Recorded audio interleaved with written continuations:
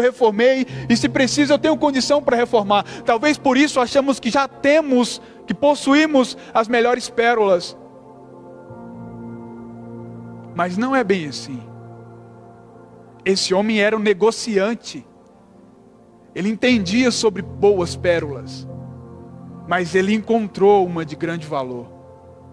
Então quando ele entende que aquela era de um valor muito maior do que a que ele já tinha, as que ele já tinha, do que as coisas que ele já tinha, ele vai e vende tudo para adquirir aquela. O apóstolo Paulo escreve aos Filipenses, no capítulo 3, do verso 5 ao verso 8, e ele fala acerca de algumas características que eram indispensáveis naquela época para os judeus. E ele diz, se alguém pode, no versículo 4, a última parte do versículo 4, ele começa assim: se alguém pensa que pode confiar na carne, eu ainda mais. Aí no versículo 5 ele diz, circuncidado ao 8º dia, da linhagem de Israel, hebreu de hebreus, quanto à lei, da tribo de Benjamim. Ele fala também que ele é da tribo de Benjamim. Hebreu de hebreus, quanto à lei, fariseu, quanto ao zelo, perseguidor da igreja, quanto à justiça que há na lei, irrepreensível. Ele está falando de diversas qualidades. Ele está falando, olha, eu podia confiar na carne e me gloriar. Perceba, eu fui circuncidado ao 8º dia, eu sou da tribo de Israel, eu sou da linhagem de Israel, da tribo de Benjamim, hebreu de hebreus, quanto à lei, fariseu, quanto ao zelo, perseguidor da igreja, e quanto à justiça que há na lei, irrepreensível. Aí no versículo 6 ele diz assim, mas o que para mim era lucro, considerei como perda por causa de Cristo. O que para mim era precioso, o que eu tinha como valioso, quando eu encontrei com Cristo, eu vi que não significava muito. E considerei que aquilo não tinha valor. Quando eu encontrei com o valor real, com o valor de Cristo, com aquilo que Ele pode fazer. Aí no versículo 8 ele diz, sim, tudo perde o valor por causa da sublimidade do conhecimento de Cristo Jesus, meu Senhor, por amor do qual perdi todas as coisas, e as considero como refúgio, como lixo, para ganhar a Cristo.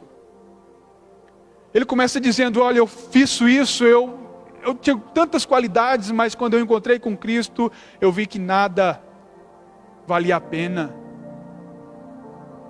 Considerei tudo como lixo, como esterco, como refúgio, por amor de Cristo.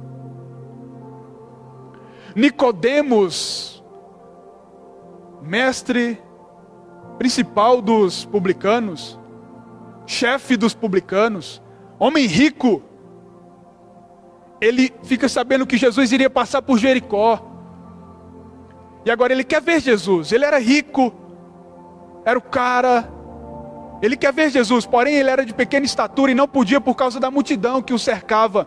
Então ele tem uma ideia, ele corre adiante e sobe em uma árvore, porque sabia que Jesus iria passar por aquele lugar. Quando então Jesus chega onde Zaqueu estava, Jesus para e olha para cima e diz, Zaqueu, desce depressa, porque me convém pousar hoje, ficar hoje, eu quero me hospedar hoje, é agora, eu quero fazer parte hoje, agora, na sua vida, eu quero ficar na sua casa. E essa é a palavra de Jesus para alguém aqui, nessa noite. Jesus quer ficar com você hoje, com você amanhã, quer passar o resto da sua vida aqui na terra, na sua casa, para que você possa passar a eternidade com Ele no céu. Jesus disse a Zaqueu, desce depressa, eu te vi. Zaqueu desce depressa, todo alegre. As pessoas agora começam a criticar. Como que Jesus vai ficar na casa de um pecador? Porque os publicanos eram uma classe excluída da sociedade dos judeus, porque eles consideravam os publicanos como traidores, pois eles eram judeus e cobravam impostos deles, os próprios judeus, para os romanos. Eles também eram considerados como pessoas desonestas, pois por algumas vezes essas pessoas, esses publicanos, cobravam além do que era exigido. Então os judeus ficaram indignados: como que Jesus vai posar na casa de um pecador? Mas eles não sabiam que foi para os pecadores que Jesus veio. Foi para chamar ao arrependimento. Não para que os pecadores continuem pecadores. Não. Mas Jesus veio para mostrar o caminho. João 14,6. Eu sou o caminho, a verdade e a vida. Foi para isso que Jesus veio. Então quando Jesus chama Zaqueu, Zaqueu agora desce, o povo critica, Zaqueu se levanta, pois acredito que ele havia se prostrado. Zaqueu agora se levanta e diz: Senhor, eu vou vender, eu resolvi. O Senhor não falou nada, o Senhor não me criticou, o Senhor não me julgou, o Senhor não expôs o meu passado. Eu resolvi vender a metade dos meus bens e dar aos pobres. E se em alguma coisa eu defraudei alguém, ó, a consciência pesando. E se em alguma coisa eu defraudei alguém, eu restituirei 4 vezes mais. Sabe o que eu aprendi aqui? Zaqueu encontrou a pérola de grande valor. E aquilo que para ele era valioso, perdeu o valor. Diante do que realmente tinha valor. Zaqueu agora diz: considero tudo como perda, tudo como esterco, tudo como lixo, por causa de Cristo. Ele não diz com palavras, mas com atitudes. Ele disse: eu vou vender a metade dos meus bens, vou dar aos pobres, porque tudo perdeu valor.